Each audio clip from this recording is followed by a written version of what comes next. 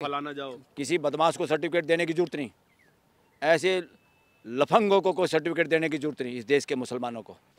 तो इनका बल्कि ऑडिट करने की जरूरत है सबकी, कि बताओ तुमने मानव जाति को कितना जोड़ा, बताओ तुम्हारे पास क्या प्लान है वसुधैव कुटुंबकम का। तुम तो यहाँ एक ही परिवार को इकट्ठे नहीं रहने देना चाहते। हाँ, ये दोनों लोगों को गिरफ्तार करना चाहिए जो इस तरह की बकवास करते, चाहे वो सीएम हो चाहे कोई मंत्री संतरी हो। हाँ। इवन मैं कहता हूँ जरूरत पड़े तो जब देश का प्रधानमंत्री भी देश के लिए डिवाइड करने की लैंग्वेज यूज करता है तो वो भी गिरफ्तार होना चाहिए। साथियों नमस्कार। जिस तरीके से एक एक करके बयान आ रहे हैं भारतीय जनता पार्टी के नेताओं के और तमाम उनके सहयोगी दलों के नेताओं के, वो साफ तौर पर इशारा कर रहा है कि एनडीए के घटक दल और खुद भाजपा देश में आग लगाने की कोशिश कर रही है। ऐसे बयान दे देना कि औरंगजेब की कब्र उखाड़ दीजिए या फिर हम काशी मथुरा के लिए इंतजार नहीं करेंगे, कोर्ट की तरफ नहीं जाएंगे, ये साफ तौर पर देश में आग लगाने और भड़काऊ बयान की श्रेणी में आता है। और इसका नतीजा भी हमने महाराष्ट्र के नागपुर में देख लिया 17 मार्च की शाम को कि किस तरीके से हिंसा भड़की, दर्जनों गाड़ियां फूंक दी गईं, कई लोग घायल हुए, मौतों का आंकड़ा अभी तक सामने नहीं आया है। नतीजा यही होता है जब जब नेता अपनी भाषा की मर्यादा को भूल जाते हैं। इसी विषय पर चर्चा करने के लिए सुप्रीम कोर्ट के सीनियर अधिवक्ता एडवोकेट बलराज मलिक हमारे साथ हैं। सर तमाम राजनीतिक सामाजिक मुद्दों पर अपनी राय खुलकर रखते रहते हैं। सर, जिस तरीके के बयान आ रहे हैं, खुद महाराष्ट्र के सीएम देवेंद्र फडणवीस ये कहते हैं कि भाई जो औरंगजेब की कब्र है उसे उखाड़ दो, या फिर नारायण राणे कह देते हैं हम इंतज़ार नहीं करेंगे कोर्ट का, कि क्या ये साफ तौर पर कानून को साइड में रख देने की स्थिति नहीं है? हाँ, ये दोनों लोगों को गिरफ्तार करना चाहिए जो इस तरह की बकवास करते, चाहे वो सीएम हो चाहे कोई मंत्री संतरी हो। हाँ। इवन मैं कहता हूँ जरूरत पड़े तो जब देश का प्रधानमंत्री भी देश के लिए डिवाइड करने की लैंग्वेज यूज करता है तो वो भी गिरफ्तार होना चाहिए। और इसके लिए इस देश की हाई कोर्ट और सुप्रीम कोर्ट जो कॉन्स्टिट्यूशनल कोर्ट है, जिनको इस देश का संविधान बचाना, देश के संविधान के हिसाब से व्यवस्था चलानी है, देश के लोगों के फंडामेंटल राइट को बचाना है, वो सर्वोपरि है। कोई सीएम पीएम सर्वोपरि नहीं है इस देश के अंदर। इस देश के अंदर देश की जनता 140 करोड़ का परिवार सर्वोपरि है और उनके अधिकार सर्वोपरि हैं। वही मानवीय व्यवस्था है। संविधान के बाद इस देश में मानवीय व्यवस्था स्थापित होनी थी। ये देश का संविधान किसी को प्राइम मिनिस्टर, सीएम या चीफ जस्टिस बनाने के लिए नहीं है। इस देश का संविधान 140 करोड़ लोग परिवारों का एक परिवार के लिए मानवीय व्यवस्था स्थापित करने के लिए बना था। और जो सपना अभी अधूरा है, जो लोग सीएम पीएम एमएलए एमपी बनते हैं, इनकी मानसिकता में अभी वो अपंगता है, पंगुता है। ये अपने आप को शासक, राजा, व्यक्तिवाद और राजवाद के मानसिकता से ग्रसित हैं। ये बीमार लोग हैं। पहली बात तो इस देश के पार्लियामेंटेरियन को ही नहीं पता कि तुम एक भागीदारी भर कर रहे हो, और भागीदारी भी संविधान के तहत, और उस जनता का नुमाइंदगी जो तुम कर रहे हो। इस देश में अभी तो पार्लियामेंट के अंदर भी बहुत सुधार करने की जरूरत है, कोर्टों के अंदर भी सुधार करने की जरूरत है, पार्लियामेंट में सुधार करने की जरूरत है। जितने एमपी हैं उनको नाम के हिसाब से अल्फ़ाबेटिकली बिठाया जाए। इन्होंने पार्लियामेंट को युद्ध क्षेत्र बना दिया। एक तरफ ट्रेजरी बेंच यानी जिनके जो सरकार में शामिल है, एक तरफ अपोजिशन। संविधान के अगर उसको देखा, मर्म को देखा जाए, समझा जाए, और डेमोक्रेसी को अगर समझा जाए, डेमोक्रेसी युद्ध क्षेत्र नहीं है। डेमोक्रेसी राजशाही को स्थापित करने के लिए, किसी को राजा बनाने के लिए नहीं है।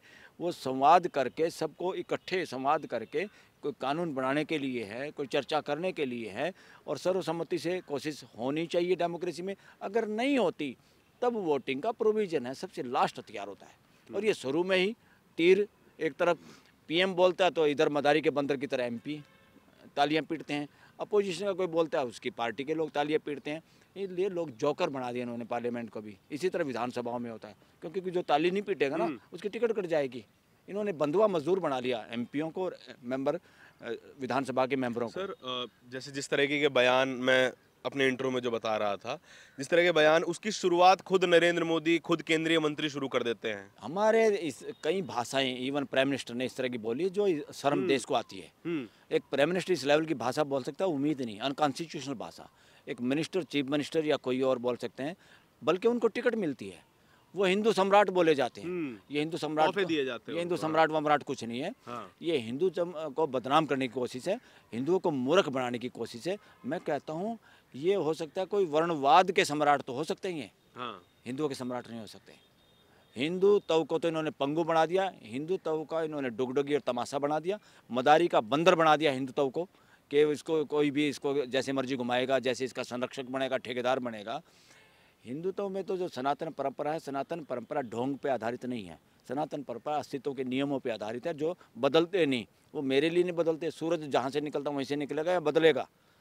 तो सनातन परंपरा उसका नाम है। सनातन परंपरा बपौती नहीं। खुद को ब्रांड एम्बेसडर घोषित कर चुके हैं ना। ये देश के लोगों को मूर्ख बना रहे हैं। ये जनता ने माना है, तभी तीसरी बार जनता ने नहीं माना। मैं ये कह रहा हूँ, इस देश की संवैधानिक कोर्टें कमजोर हैं। हाई कोर्ट और सुप्रीम कोर्ट में जो लोग जज हैं ज़्यादातर, वो अगर मानसिकता उनकी पूर्णतः संवैधानिक होती, उनकी जीवन शैली, उनकी विचार शैली अगर संविधान के अनुरूप हो, तो उनके जो फैसले आते अब तक का 80 साल में भी ये देश की सिचुएशन या ये नहीं होती, कोई सीएम कोई पीएम हिम्मत कर पाए इस देश को डिवाइड करने की भाषा यूज कर पाए। सर खुद प्रधानमंत्री बोल देते हैं कपड़ों से पहचान लीजिए, और कोई खुले मंचों पे कह देता है कि जिस तरह बाबरी गिराई थी हम उसी तरीके से काशी मथुरा इंतजार नहीं करेंगे। ऐसे मानसिकता, ऐसे लोग सबसे बड़े दुश्मन हैं हिंदू समाज के, जो अपने आप को हिंदू समाज कहते हैं, जो सनातनी समाज कहता है। मैं कह रहा हूँ हिंदुत्व हो, इस्लाम हो, क्रिश्चियनिटी हो, सिखिज्म हो, इसके आधार पे आप मानव जाति को नहीं बांट सकते। मानव जाति किसी की गुलाम और किसी की बपौती नहीं है, ना हिंदुत्व की, ना इस्लाम की, ना सिखिज्म की, ना वो दूसरा क्या है क्रिश्चियनिटी की, या कोई भी XYZ कोई भी हो, या जैनिज्म की। ये सारी की सारी चीज़ें जो हैं फिलोसफी हैं, ये फिलोसफी मानव जाति के लिए है, मानव जाति इनके लिए नहीं है। इनमें इनका काम है मानव जाति को और अच्छे ऑप्शन देना, बेहतर इंसान बनने के लिए और मिलजुल के भाईचारे और समाज एक परिवार की तरह जीने के लिए। तो इनका बल्कि ऑडिट करने की जरूरत है सबकी, कि बताओ तुमने मानव जाति को कितना जोड़ा, बताओ तुम्हारे पास क्या प्लान है वसुधैव कुटुंबकम का। तुम तो यहाँ एक ही परिवार को इकट्ठे नहीं रहने देना चाहते, तुमने इतना भय पैदा करा।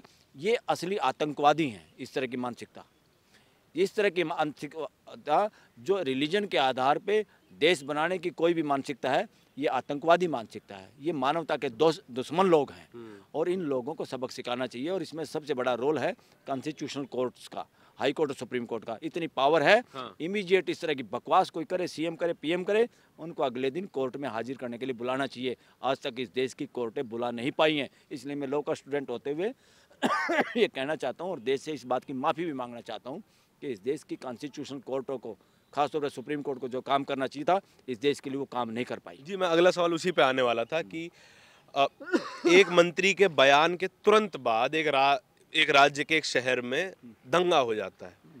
क्या सुप्रीम कोर्ट को इस पे सुओ मोटो कॉग्निसेंस लेना चाहिए? मैं तो कह रहा हूँ लेना चाहिए था, हाई कोर्ट को लेना चाहिए था। नागपुर में है, नागपुर में हाई कोर्ट है उसको ले लेना चाहिए था। इसका मतलब क्या है? हाई कोर्ट सुप्रीम कोर्ट के जजों को तो ये ज़्यादातर पॉलिटिशियन ये समझते हैं कि अपने अपने रखवाले हैं ये, तो कि हमारी रक्षा करेंगे, तो इसलिए वो जज लगाने पे इस देश में शरारत है। कोर्ट इतने ज़्यादा कॉम्प्रोमाइज्ड हैं? ये तो हाई कोर्ट सुप्रीम कोर्ट के कई रिटायर्ड जज भी, वर्किंग जज भी बयान दे चुके हैं कि प्रेशर में काम मत करो, प्रेशर में काम मत करो। यानी प्रेशर है और प्रेशर में काम करते हैं, तभी तो कहती है जी। नागरत्ना है, चीफ जस्टिस बनेगी अभी जी, उसने खुद कहा नहीं करना चाहिए प्रेशर में काम। मतलब प्रेशर आता है कहीं ना कहीं से, 100% आता है। ये कोई कहने की बात है क्या? इसमें कोई सबूत देने की बात है क्या? ये देश समझता है कि लोगों को बेमतलब, पहली बात तो मैं इसमें कहूँगा इस देश की पार्लियामेंट की नाकामी। देश के जो पार्लियामेंटेरियन है वो कितनी छोटी मानसिकता के लोग हैं, ज़्यादातर उनके संविधान का ज्ञान नहीं, उसको मूल मंत्र को समझ नहीं पाए। वो पीएमएलए और यूएपीए इस तरह की बात कर देते हैं कि आर्टिकल 21 राइट टू लाइफ के अधिकार को छोटा कर देते हैं छोटे कानून में, संविधान के खिलाफ जाके। और ये सुप्रीम कोर्ट चुप है, देश के लोग जेलों में सड़ रहे हैं। सुप्रीम कोर्ट के बेंच है, यहाँ नहीं, हाई कोर्ट जाओ, हाई कोर्ट, डिस्ट्रिक्ट कोर्ट जाओ। डिस्ट्रिक्ट कोर्ट कैसे करेगी जब हाई कोर्ट सुप्रीम कोर्ट लोगों को जमानत नहीं दे रही? और ख़ासतौर पर देश के गरीब लोग और ख़ासतौर पर देश के मुसलमानों के साथ भेदभाव हो रहा है। इसमें कोई इफ एंड बट नहीं है, और ये भेदभाव कॉन्स्टिट्यूशनल कोर्टों में हो रहा है। नागपुर में सर जो, और हिम्मत नहीं है, हिम्मत नहीं है जो जजों में, जो जज इस देश के लोगों के फंडामेंटल राइट के पक्ष में इंटरप्रिटेशन या अपनी समझ, अपनी बुद्धि का यूज नहीं कर सकता। क्या करेगा देश ऐसे जजों का? तो देश के लिए बड़ी विकट समस्या है जो ये पॉलिटिशियन, ये करप्टेड लोग, और इतनी असमानता देश में बढ़ रही है और राइट टू एक्सप्रेशन डरा हुआ जो देश है और एजेंसीज का जो मिसयूज हो रहा है, ये सारे की सारी अगर आखिरी जिम्मेवारी कोई है इस देश की असली कोई गुनहगार है तो इस देश की संवैधानिक कोर्टें हैं, हाई कोर्ट और सुप्रीम कोर्ट। हाँ सर, नागपुर में दंगा हो जाता है, ठीक है, और जिसके कारण हुआ, जिस नेता के कारण हुआ, उस पर कोई कार्रवाई नहीं है। जो तमाम टीवी चैनल्स हैं, जो तमाम एजेंसीज हैं, वो एक चीज साबित करने में लगी हुई है कि ये मुसलमानों ने करवाया। जिसके खिलाफ बयान दिया गया वो जिम्मेदार कैसे हो सकता है? मुसलमान जो इस इंडिया में इस वक्त मुसलमान है, ये यहाँ के हिंदुओं से भी ज़्यादा देशभक्त हैं और हिंदुओं के ठेकेदारों से तो बहुत ज़्यादा देशभक्त हैं। वो क्यों है पता है आपको? जब ये देश इसी तरह की बदमाश मानसिकता ने डिवाइड करने का षड्यंत्र रचा जी, अरे लोग तो रोए हैं खुंची भर के एक दूसरे गले मिल के। यहाँ के भी बहुत लोग, आम आदमी को कितना पता था, कितना ज्ञान था, कितना कम्युनिकेशन था, आप समझ सकते हो। मेरे गांव से भी जो लोग गए हैं कितने, वो अभी भी पाकिस्तान से यहाँ आते हैं। बहुत बार वीज़े की समस्या आती है। हमारे बच्चों तक के, अगली पीढ़ी के छोटे बच्चों के लिए कपड़े लाते, जब बुआ और फूफी इस तरह करती थी, जो वो रिश्ते अभी भी निभाते हैं। तो इसका मतलब कोई नफरत थी क्या? ज़बरदस्ती लोगों को इस ज़मीन से बेदखल किया है, उनकी मातृभूमि से। उधर के लोग इधर, इधर के लोग उधर। ये बदमाशी थी। ये इसी तरह की मानसिकता के लोगों का था जो शासन में कब्जा जमाना चाहते हैं, जो हिंदुओं के रक्षक बनने का ढोंग कर रहे हैं। ये बदमाश मानसिकता के लोग हैं। और ये जो क्यों ज़्यादा देशभक्त है, जब देश डिवाइड हो रहा था जी, और लोगों को डर था कि हिंदू मुसलमान एक दूसरे को मारेंगे, उसके बावजूद भी अपनी मातृभूमि के प्यार में और अपने समाज के हिंदू भाइयों के भी प्यार में, क्योंकि यहीं से तो कन्वर्टेड लोग हैं। अरे मेरा आज मन करे मैं आज ईसाई बन जाऊं, मेरा आज मन करे मैं सिख बन जाऊं, कौन है रोकने वाला? कोई मुझे आतंकवादी कहेगा क्या?